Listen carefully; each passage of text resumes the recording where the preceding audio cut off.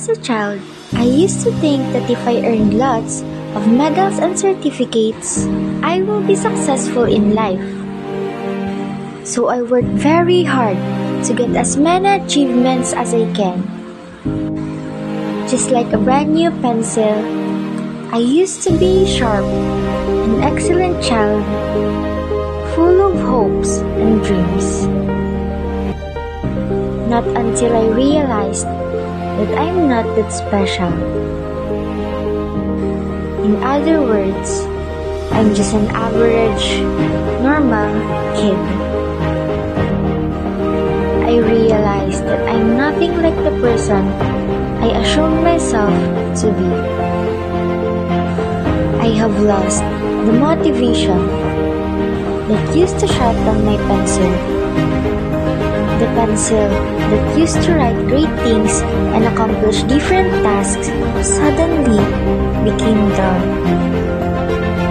Small cracks started to appear, and the small cracks became bigger and bigger, until it finally snapped into two. I tried to find another pencil to continue writing my story. But what I found was a broken child searching for her sharpener to sharpen her own pencil, searching for another motivation to keep her dreams alive.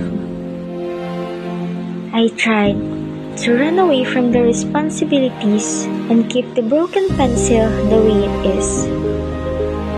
Not until I saw my parents' sacrifices and realized that the number of times they've been broken was 10 times the number I've been.